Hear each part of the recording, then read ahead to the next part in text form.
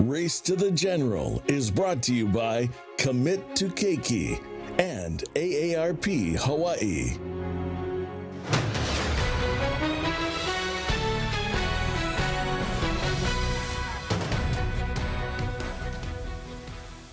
Aloha and thank you for joining us for tonight's debate featuring leading Democratic candidates in the race for governor, presented here at the historic Hawaii Theater in downtown Honolulu. I'm Gina Mangieri. Welcome to the candidates, longtime business leader and former First Lady Vicky Cayetano, current Lieutenant Governor Dr. Josh Green, and U.S. Representative Kai Kahele. We'll get right to the questions in just a moment, but first a look at the format. The questions come from our viewers, our newsroom, and the candidates themselves. Candidates will have 45 seconds to answer the questions. At the conclusion of the forum, each candidate will have 1 minute for closing remarks. I'll be ensuring that the candidates remain within the time limits.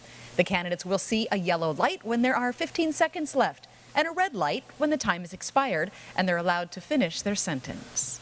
Well, let's get right to our questions. The order was decided in advance with a drawing. Doctor, pilot, the congressman, and CEO, you all have a variety of experience in different sectors. Why do you think you're qualified to lead our state through the challenges expected over the next 4 years? Mr. Kahele, you're first. I'm a local boy, born here in Hawaii, raised in Hilo, and raised in Miloli'i. A product of Hawaii's public education system, graduate of the University of Hawaii at Manoa, 21-year lieutenant colonel in the United States Air Force and the Hawaii Air National Guard. Spent 4 years in the Hawaii State Senate, chairing the Higher Education Committee, the Water Land Committee, 4 years on the State Senate Ways and Means Committee, and in the State Senate leadership. Went to the United States Congress to get critical federal experience for the state of Hawaii. Currently serve on the House Armed Services Committee, on the Transportation and Infrastructure Committee, and the Rural Broadband Task Force. And I bring all of that experience to this race and to the office of the governor. Thank Mahalo. you. Dr. Green. Thank you, Gina. Thank you, KHON, for having me. I came to Hawaii long ago to be a physician in the rural parts of Big Island. It's there that people took me into their hearts and into their lives, and I learned the challenges that people face in our state. Lack of access to health care, trauma, so many different challenges in our rural communities, the challenges all of our people face. And that's where I learned the lessons of Hawaii. I was elected to the House of Representatives thereafter and took on the largest challenges that we've had. Getting health care for all of our keiki, making sure people have care when they need it, making sure we have an understanding of our economy. These are all the things I've been working on for years as a representative, senator, and then as lieutenant governor. I was battle tested dealing with COVID. We had the best response in the country to COVID. So this is the experience that really recommends me as governor for the state if you'll have me. And Mrs. Cayetano. Thank you, Gina. I was born in Manila, Philippines, and came to this country as an immigrant. 34 years ago, I started a business called United Laundry Services. This was to fill a need to support our healthcare and our hospitality industry. Through the years, I've had the privilege of working with people, developing talent, mentoring many of these families. As a single parent raising 2 children, I know the challenges of balancing a budget, working with the folks in our community, and bringing people together. I know what I don't know, but I do know that we need to move with urgency to bring solutions to all the challenges that we face in our state. Thank you. Thank you. Well, one of those expected challenges, many economists feel the nation is headed for a recession. What skills do you have to help our state navigate through a possible recession and to minimize the impact? Dr. Green, you're first. Well, one of the skills was actually tested during this crisis. We had to do something dramatic. When COVID hit, we decreased our travelers to the state by 99.6%, and then we had to rebuild. I helped rebuild that program with the Safe Travels program that brought back our economy, though many did suffer. We did actually see a recovery immediately, and now we're seeing a big surge. Now we have to actually diversify the economy to agriculture, to energy, increase our film tax credits so film expands. We have to do so many things in our state so that the next time we have a crisis, we're more ready for it. Having had that experience working with people in the emergency response team, on our economic team, that has actually made a big difference, and I will be ready to expand our economy going forward. Thank you. Mrs. Cayetano. Well, having experienced COVID firsthand and laying off people, I know the pain of what we went through, and we cannot go through that again. One of the most important things is economic diversification. But to do that, we have to create a business culture where we don't stifle growth, where we attract and incentivize businesses to grow here as well as to come here. And being an entrepreneur and someone who's known that firsthand, that is one of the things that I would tackle. And I think we need to support our small businesses so much more than we're already doing. Many of them local and family owned. They've been overlooked, and we need to address that. Thank you. Mr. Kehele. The most important experience I bring is the last 17 months serving you in the United States Congress. I had a critical and direct role in two important pieces of legislation for this state. The American Rescue Plan that kept our small businesses open and going through the PPP program. The second thing was the bipartisan infrastructure bill. And serving on the Transportation and Infrastructure Committee and working together with Senators Schatz and Hirono and Congressman Case, we collectively brought and are bringing back to Hawaii over the next 5 years $2.8 billion in hard infrastructure that's going to put people back to work. It's going to invest in our state's core infrastructure priorities, our roads, our bridges, our highways, our schools, rural broadband. This is what's going to get us through the recession, critical federal dollars to keep our economy stimulated and keep it going. Thank you. Well, the pandemic job losses reinforced the importance of tourism to our state's economy. But the lack of tourists also brought about some positives for residents who enjoyed the empty beaches and the empty trails. How can you help to balance the need to preserve and protect our quality of life here for residents with the need for tourists to come on in and help the economy? Mrs. Cayetano. Well, I think one of the things that COVID did teach us is how beautiful our islands are. And we need to manage the capacity in order to manage the amount of tourists coming in. The elimination of illegal vacation rentals has certainly been a positive first step in doing that. And the other thing I would look at is implementing, as Lieutenant Governor has suggested, a green fee so that we can conserve the areas that our precious islands have to ensure that our residents can enjoy them. It's so important that we balance tourism with the residents' needs. Otherwise, we will create more divisiveness between our communities. Thank you. Thank Mr. you. Kehele. People come from all over the world, and they have been. They come to Hawaii for our aloha spirit, for the beauty of our islands and our beaches. And tourism will always be a substantial part of our island's economy.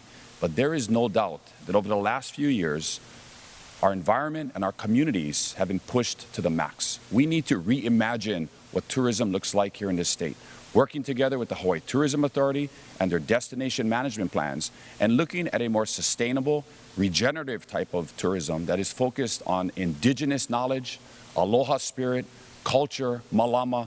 That's what we bring to the people that come here all over the world, is to share the beauty of Hawaii and the beauty of our people.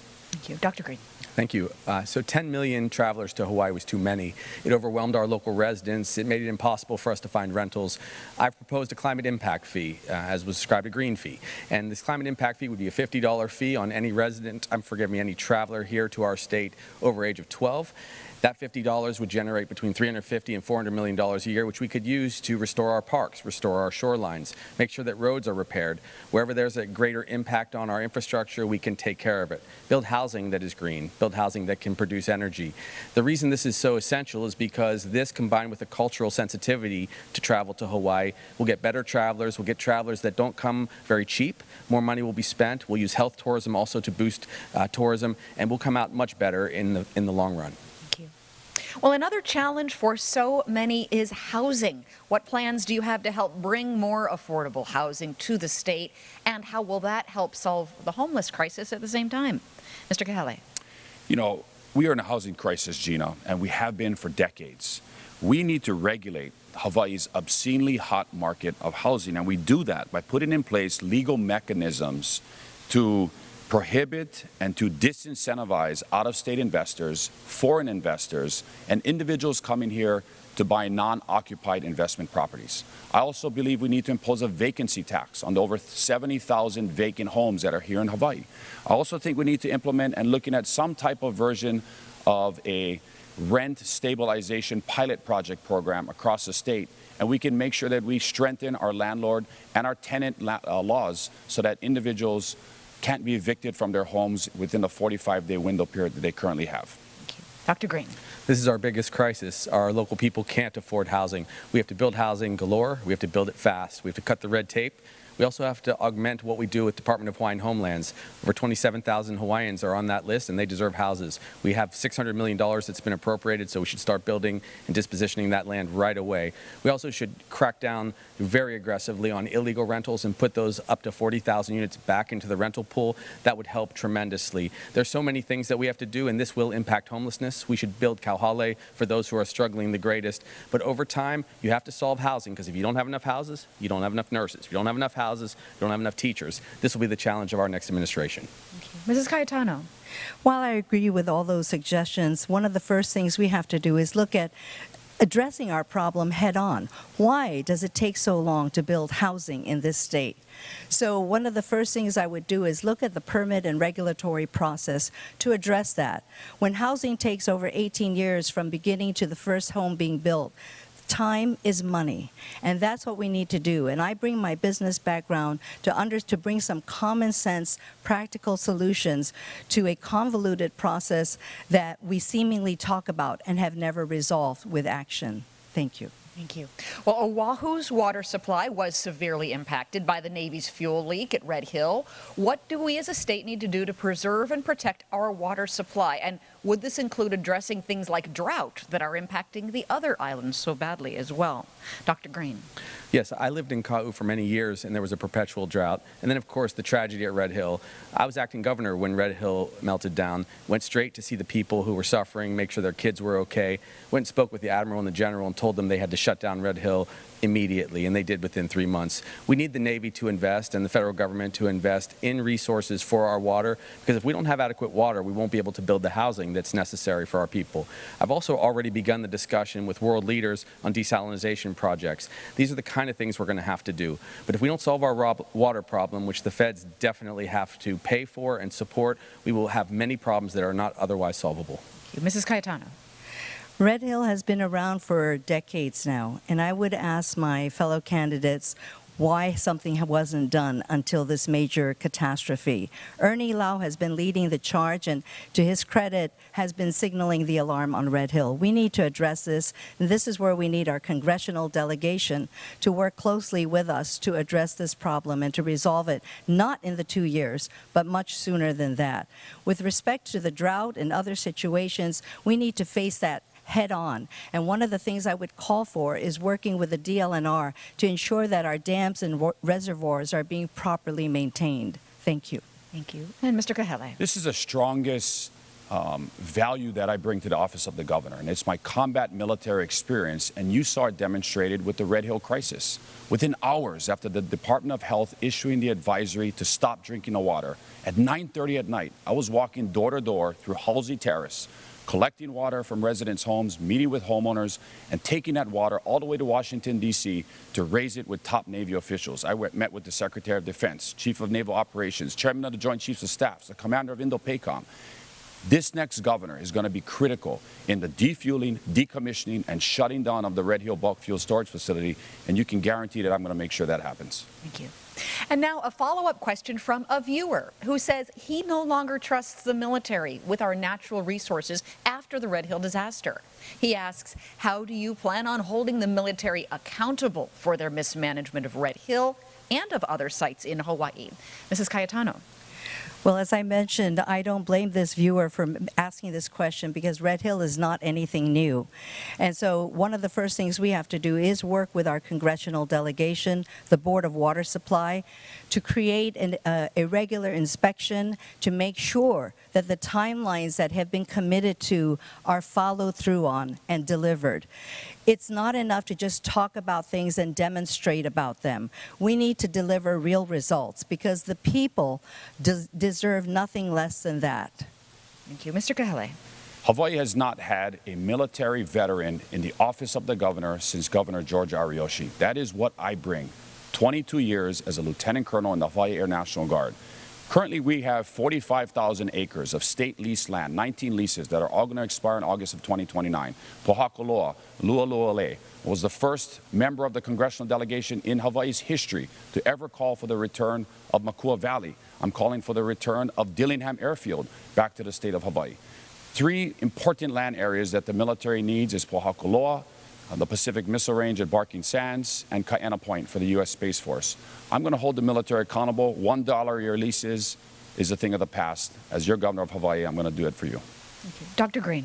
Well, I have experience in this area as a representative, junior representative. When the military was dropping dummy bombs over Pohakuloa, I took them to task head on, and I told them they had to stop because there was depleted uranium in those fields, and it was going to hurt our people on the Big Island. I was the only one who did that.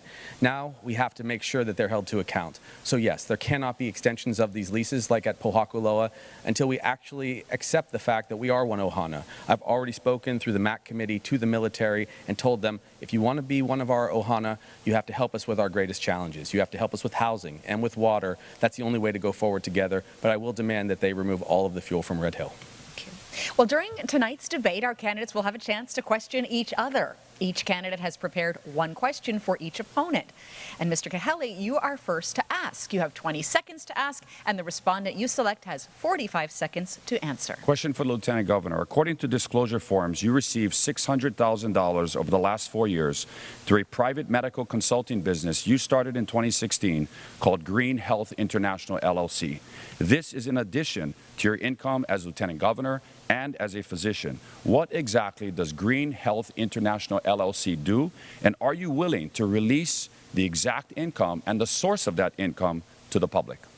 Thank you, Congressman. As everyone knows, I'm a physician. I came to Hawaii to be a physician, to work in Ka'u, to take care of the families in Ka'u. And then throughout my career, I stayed a physician. All of that income was health-related. I did things like work in the emergency department at Kohala Hospital, before that at Pahala Hospital. Those are the kind of things I did. I provided concierge medical care. Being a physician has made me a better lieutenant governor. It especially made me more competent when I had to deal with the challenges that COVID brought. So having expansive healthcare policy work and also healthcare service work directly, taking care of patients, made all the difference. Just this last weekend, I put a kid's shoulder back in that had been dislocated when he fell from a horse. That was the kind of work I did, Congressman. With all due respect, you didn't answer the question. I'm asking about Green Health International, LLC. And I'll answer the question again.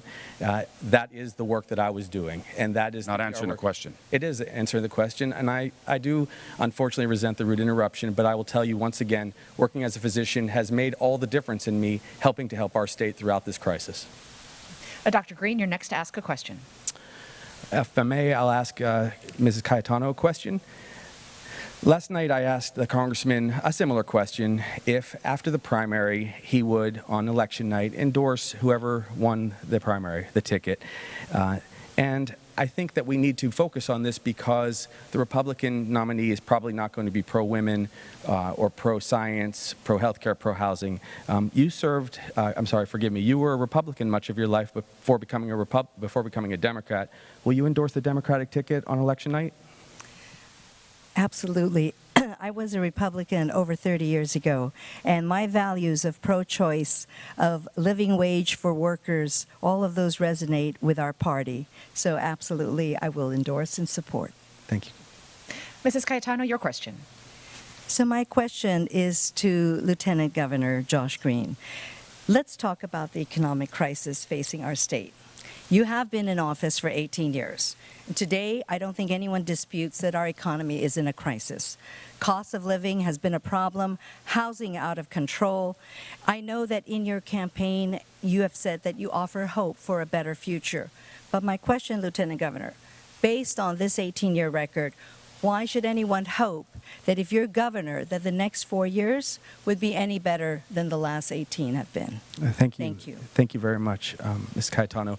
So over my 18 years of experience in the legislature, the first 4 years, I was able to do really important things for our keiki when they didn't have health insurance, when their families would otherwise go bankrupt. That was big, and that's an economic move for all. Then as a senator, I focused on families again, made sure that we built a trauma system, that children who were autistic, their families didn't have to pay the $500 $600,000, which would devastate them. Then, of course, I was able to help rebuild our economy when we went through COVID. Unfortunately, we were going to stay shut for many months, and on October 15th, I was able to get our economy and our state reopened. That was an economic move for our survival. So I have actually been able to contribute economically for many years, but I think people misunderstand what the COVID response was. It was personal, it was human, it was healthcare, and it was economic. Thank you. Well, we have a short break, and we'll be right back with more questions for our candidates. Stay with us.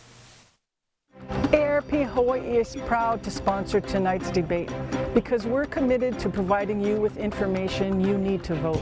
Older voters are Hawaii's most powerful voting bloc, and candidates must pay attention to issues kupuna care about.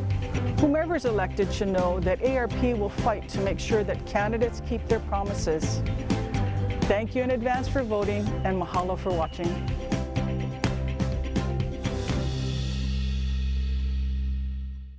With Hawaii Votes, you can cast your vote from the comfort of your living room chair. Registered voters will automatically receive a ballot packet at least 18 days before each election. If you don't, contact your county elections division right away. To check your ballot status, sign up for notifications at elections.hawaii.gov. Still got questions? Contact the State Office of Elections by calling 808-453-VOTE. Then sit back, relax, and let your ballot come to you.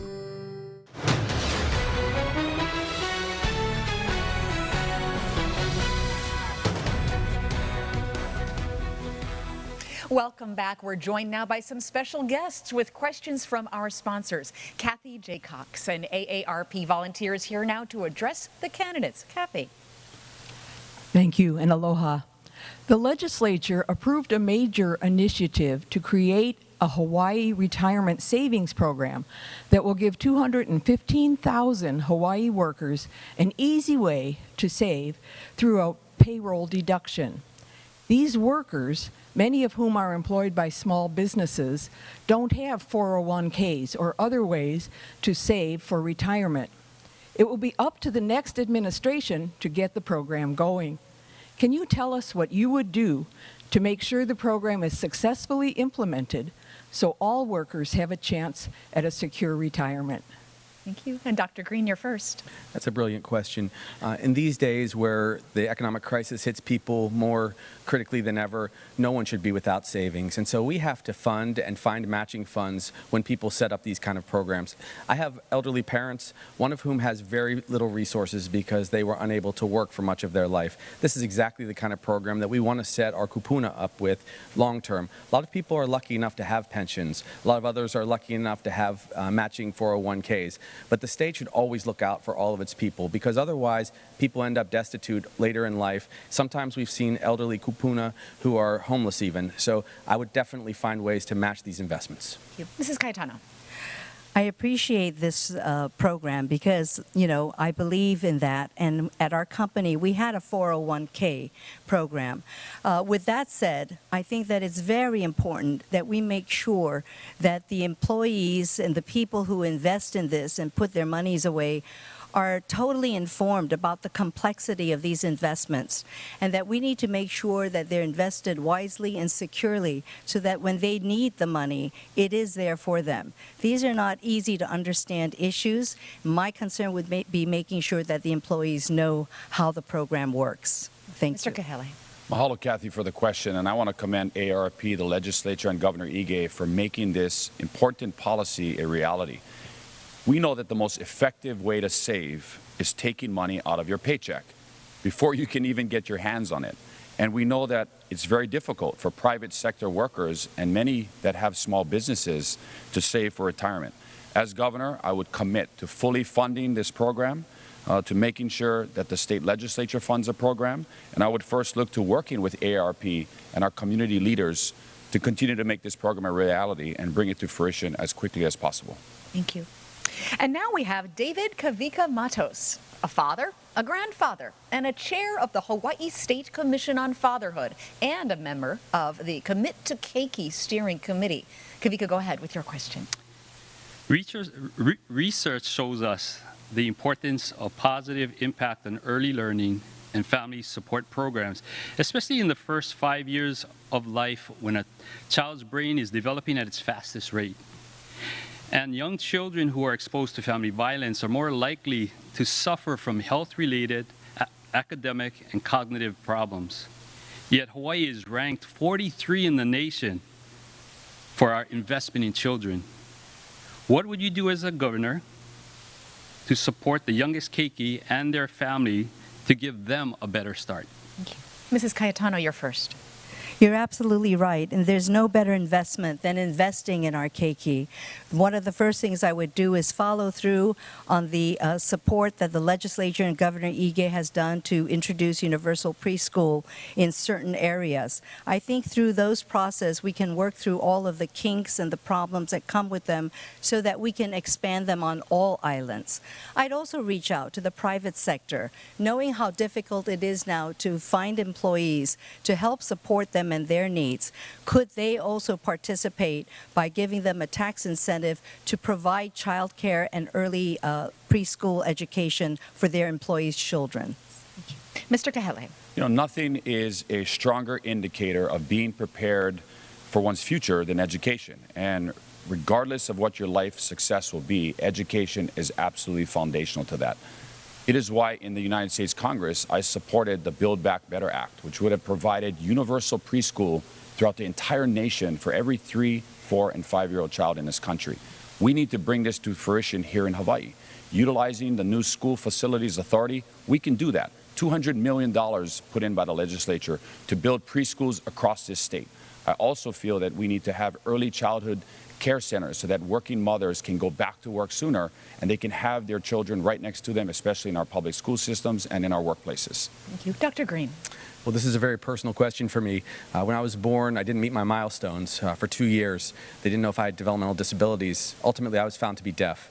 My parents were great parents. They put me into schools. After I had my hearing restored through surgical interventions, I was very far behind. Without that early education, I would have never caught up. It took until about age 8 to catch up. We have to invest in universal preschool and screening. I've already begun some humanitarian work screening all of our children in the state for visual defects, for sight problems. We'll also do that for hearing. We have to actually invest in this way because it's a 7-to-1 return on investment for people in the future, but most importantly, it puts kids on the right track. So universal pre-K and education all the way throughout is what we have to do. Thank you. AARP volunteer Gary Hanagami is now here with our next question. Gary. While Congress may take action to reduce the cost of prescription drugs through Medicare negotiations, what actions will you take to reduce out-of-pocket drug costs and reduce the impact of cost of prescription drugs on Hawaii's taxpayers and their insurance premiums? Mr. Kahele. No, our kupuna are living treasures, and caring for our kupuna is a core part of Hawaii's values. And I'd like to take this opportunity to say mahalo nui loa to my mom, Linda, who I know is watching tonight. Thank you so much for taking care of our grandkids and doing everything you do for our family.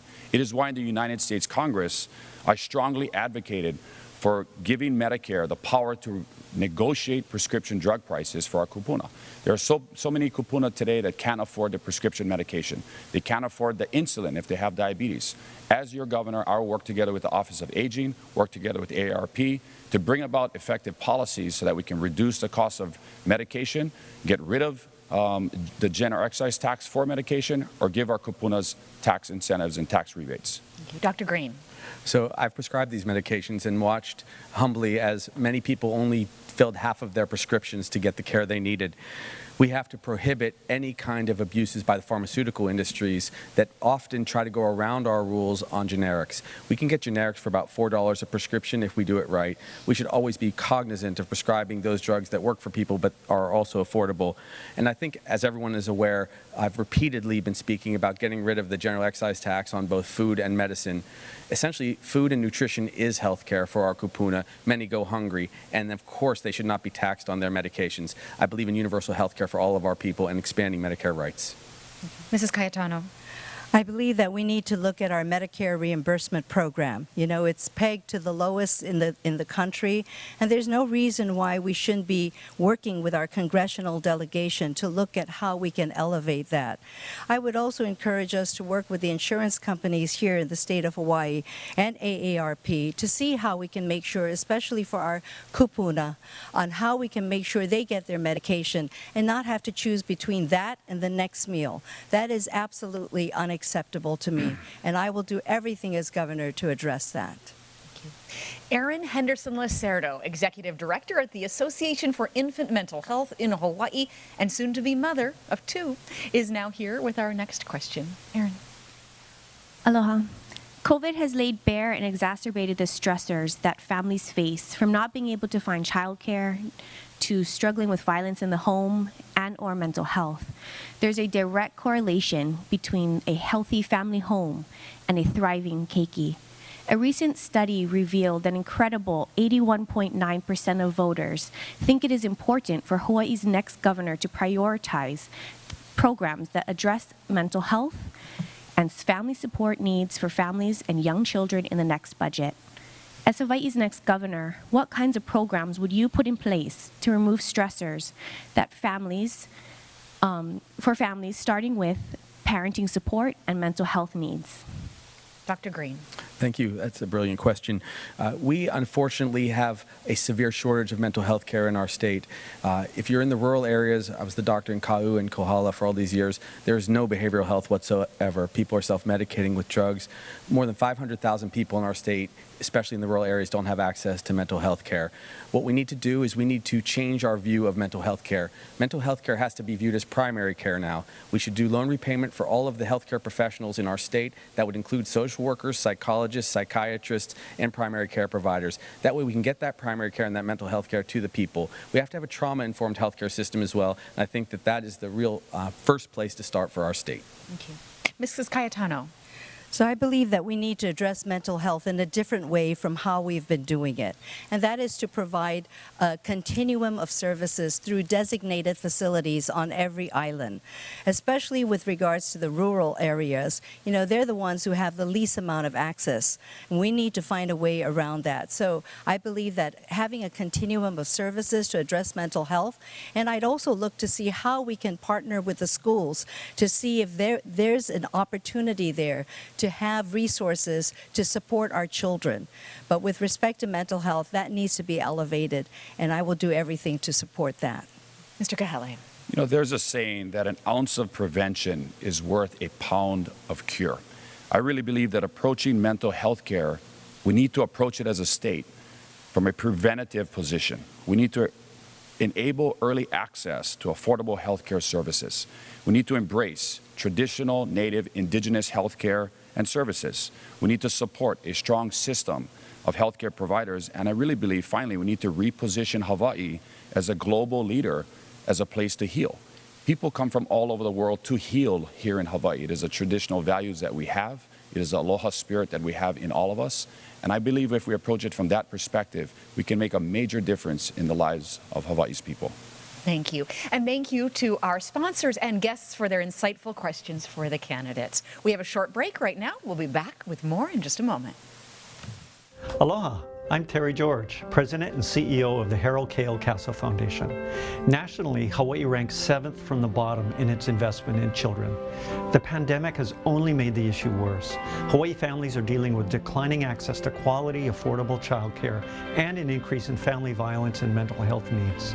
It is critical that our next governor supports early childhood development by making greater investments in programs that give our keiki the best chance for a better future and help Hawaii families thrive. Our state budget should be a reflection of our values, and what matters most are keiki and families. When they thrive, our community thrives. We commit to keiki, and we want our next governor to do the same.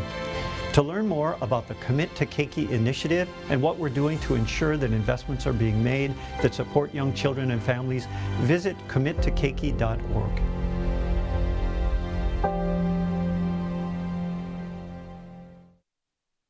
ARP Hawaii is committed to giving you information you need to vote and to make sure your vote counts. Hawaii is an all-mail election, so if you're registered to vote, you should receive your ballot in the mail by July 26. Go online to elections.hawaii.gov to check if you're registered, to change your address if you've moved, or if you don't get your ballot.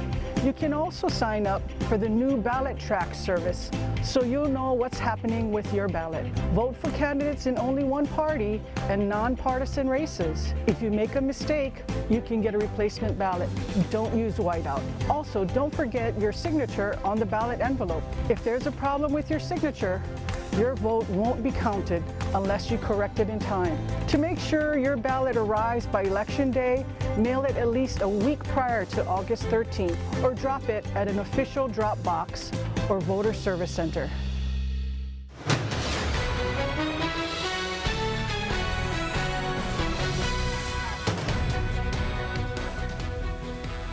Welcome back to the Race to the General, featuring Democratic candidates for governor. Let's get right back to the questions. Oahu's last coal plant is set to close in September. Many sources are being developed to help reduce Hawaii's dependence on oil and be 100% renewable by 2025.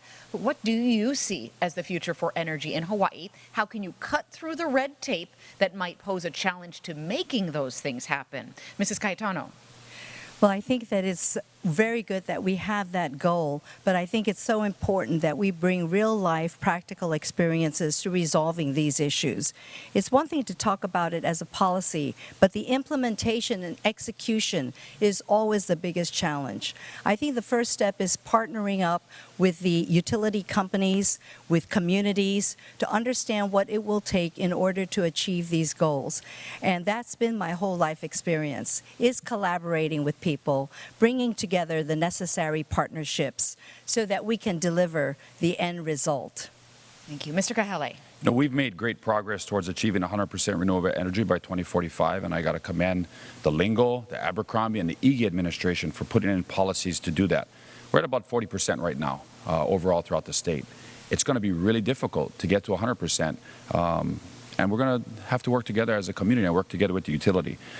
I'd like to look at new emerging technologies that we have started research on through critical federal research dollars, like ocean thermal energy conversion, more rooftop solar for residences and businesses.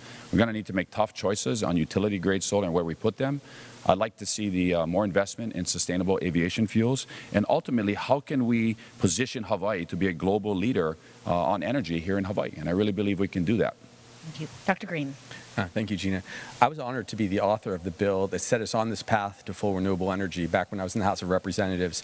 Great leaders also like Mina Morita in that era, but I wrote that bill, and so that's something I'll be forever proud of. We have to supercharge our solar commitment.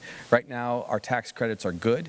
They could probably be more robust if we're really going to move from 38.6% where we are up to the 100% goals over time. We have to use biofuel, and biofuel is going to be very important, perhaps for inter-island communications and transport of people. I also think that the neighbor islands could be energy producers and exporters and generate revenue. We want to save on that $3 billion that we export for fossil fuels. This is the time. Thank you. Well, the Supreme Court recently struck down strict gun laws that in Hawaii prevent people from carrying firearms without a valid reason. This coming at the same time as the nation deals with a spike in crime also here in Hawaii. How do you think we can strike a balance in the new law to protect gun rights but also ensure safety in Hawaii? Mr. Kahele. Well, Hawaii has some of the least gun violence in the country, and there's no doubt it is a result of Hawaii's robust gun laws.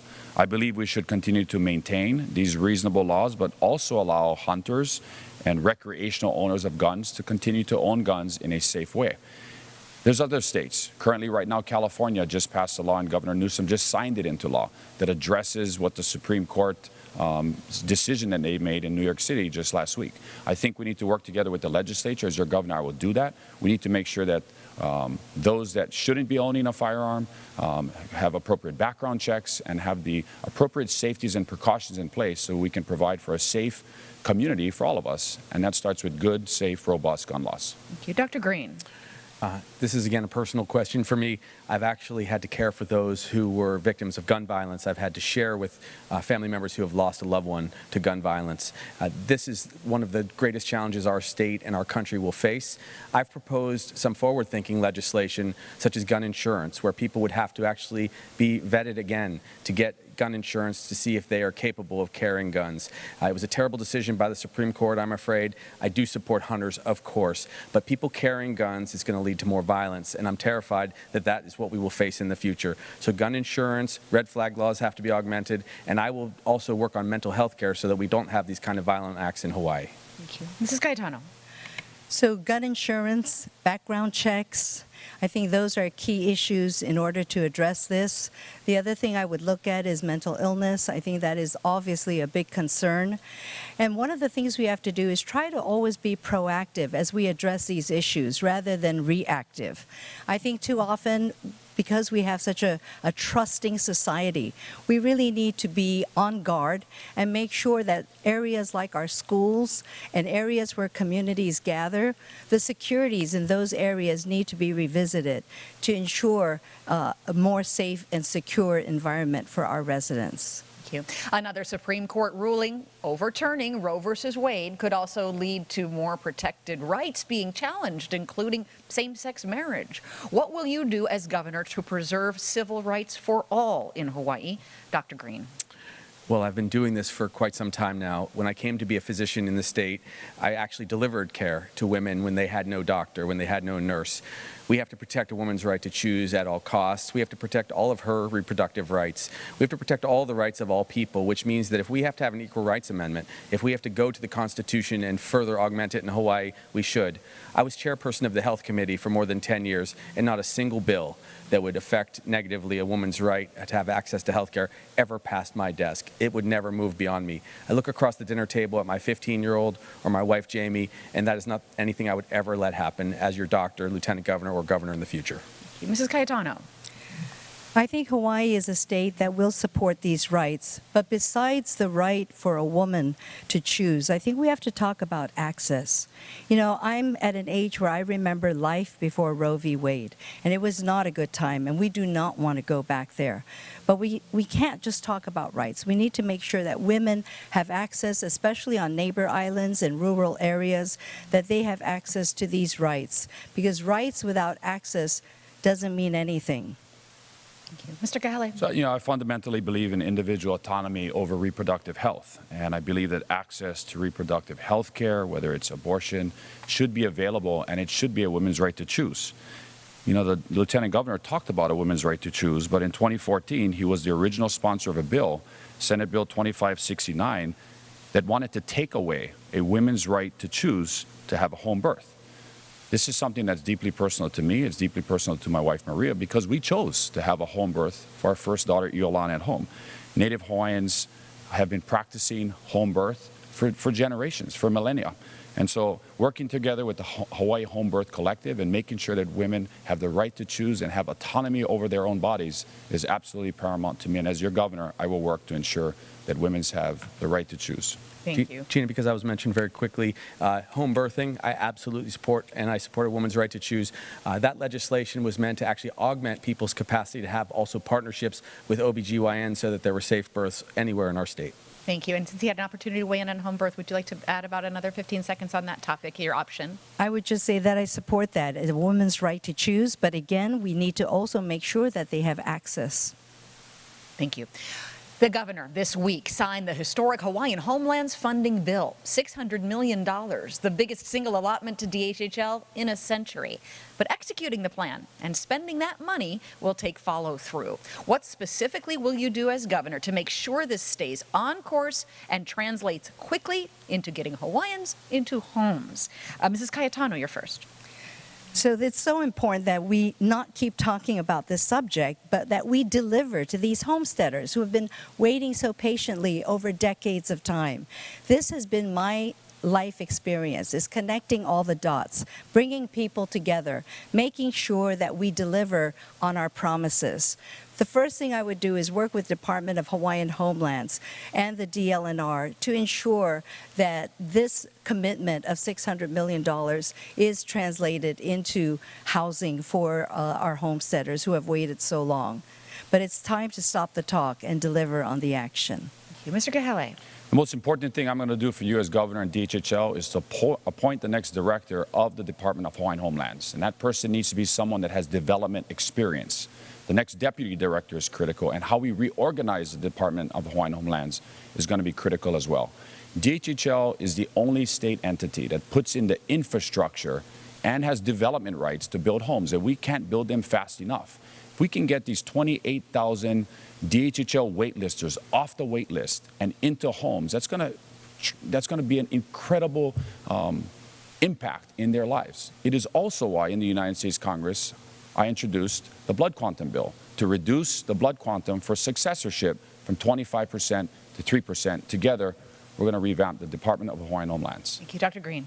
Personal for our family. Jamie's mother, Yvonne, who was 50% Hawaiian, passed away when Jamie was young before she was able to, if she chose, avail herself of Hawaiian Homelands. Generations have had this circumstance, and now Jamie, if she had wanted to, wouldn't qualify, nor would our children who are Hawaiian. So this is immediately important. It's one of the few places we can be discriminating to build houses directly for our local people, and that's what we have to do. We do have to have a DHHL director, as I've said multiple times, that knows how to build, who knows how to develop. And this next generation may not just want plantation houses or 1-acre lots. They may want vertical. They may want smaller condos. They want an asset, and we should give them that asset and that opportunity going forward. Thank you. Well, we have one final chance for the candidates to ask each other questions again. Mr. Kahele, you're first. Question for the former First Lady. We've talked about the experience that Lieutenant Governor and I both have. My question for you is, how do you feel without any state or federal or military experience that you can hold the highest elected office in this state? I wouldn't try and be the CEO of a laundry company. How can you be the next governor of Hawaii? So, you know, as I always say, experience is one thing, but applying it to deliver the results is another thing. And I would ask you, Congressman, what have you done to be a CEO? You're a pilot. You're one of 535 in the Congress. Being a CEO is a very different set of responsibilities. I know because I've been doing that for 34 years. And it takes a level of commitment. It takes the ability to think much bigger than just in silos. It takes the ability to work with people to produce the results. Dr. Green, your question. Well, Gina, we've seen a lot of negative questions and attack questions, and I hope it's okay if I just ask a more kind question to my colleague, Kai Kahele, Congressman. Congressman, I served in the Senate with your father, Gil Kahele, a very kind and generous man. You've often cited him as a key influence for you in your life. Why don't you just take this time to share another great story or something that shows how he impacted you and how he would make you a better governor going forward? Well, I appreciate the question, Lieutenant Governor, and the time that you had an opportunity to spend with my dad, Gil Kahele, in the Hawaii State Senate. You know, my dad was a special person, like Senator Akaka and Senator Inouye, and so many of Hawaii's living treasures that are no longer with us today. I'm so fortunate to have had the opportunity for my dad down in our home village of Miloli'i to impart values of aloha, of malama, of pono, of culture, of lokahi in my life. My dad led by example. He asked me on his deathbed to replace him in the Hawaii State Senate. It is why I am here today. And he would be proud of me right now in trying to do all I can to make life better each and every day for the people of Hawaii. And thank you for the question. I really appreciate it. You're welcome. Mrs. Cayetano, your question. So I'd like to ask the Congressman, you know, when you ran for Congress, we supported you. And it's been one term, and now you're jumping ship. So from the people of Hawaii, why should they expect that you will be more committed if you are the governor than you have been as Congress, especially as you acknowledged when you ran that you promised that you would be part of a strong congressional delegation, and that is what Hawaii needs desperately. Thank you for the question. Experience is extremely valuable. Having federal experience in Washington, D.C., for the last 2 years is incredibly important for the office of the governor. I went to Washington, D.C. I worked on the American Rescue Plan, worked together with the delegation, brought home the bipartisan infrastructure bill back to Hawaii, $2.8 billion. The next governor of Hawaii will be critical in executing that. I have seen firsthand, I've walked the halls of Congress and seen the disconnect between the state and the federal government. That is the experience that I bring to this race. Somebody that has served in the Hawaii State Senate for 4 years, is a lieutenant colonel and a 22-year combat veteran in the United States Air Force, and has been in the United States Congress, and the only one standing on this stage today with federal experience. That's what we need in the office of the governor. Okay. Well, we have one more quick break, and we'll be back with another question and with closing statements. Aloha mai kākou, Ovao Oshan Kanaiaupuni, President and CEO of Partners in Development Foundation. Early childhood development has never been more important than it is today. At PIDF, we have seen firsthand how the COVID-19 pandemic has significantly impacted family stability and early developmental delays. We know that if we don't do more to invest in our keiki, we'll see negative long-term consequences. As parents get back to work, our keiki need and they deserve better access to education and support services to help them succeed, especially in those first 5 years of life when all that great brain development is happening. Support for young Keikian families is a kākou effort and should be a priority reflected in our state budget. We commit to Keiki, and we hope our next governor and state leaders will do the same. To learn more about the Commit to Keiki initiative and what we're doing to ensure that investments are being made that support young children and their families, visit committokeiki.org. Mahalo nui loa. Good evening, and thank you for joining us on this. There's a reason we do what we do. A reason that's unique to these islands. That's about all of us. That makes this place so special. You are why we're working for Hawaii. For 70 years, we've been your eyes and ears. KHON2 News, always working for Hawaii.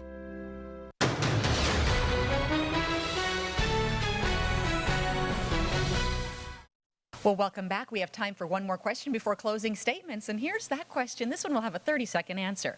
If you are elected governor, what position in your administration would you select for your opponents? Goodness. And that will be first to answer will be Mr. Green, Dr. Green. Thank you.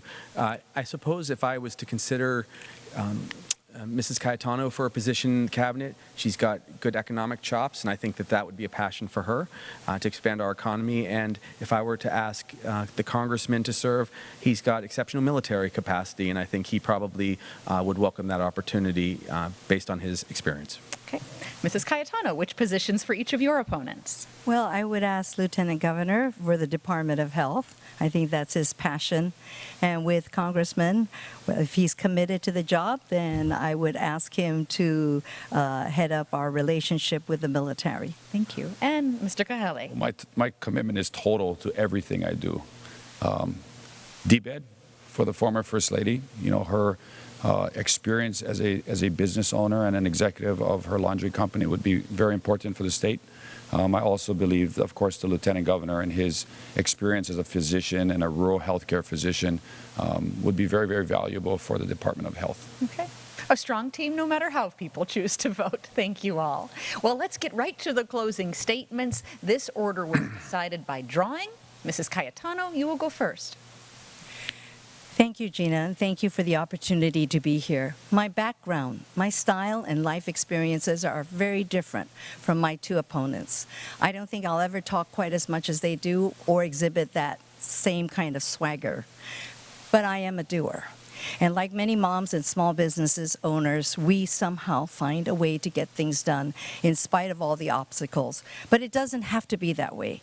I believe that you have a right to demand more of your leaders than just promises during every election.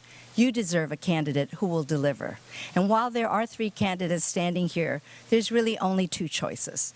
The status quo, which either of the 2 politicians can deliver, or to carve a new path of possibilities with a new kind of leader. I humbly ask for your vote.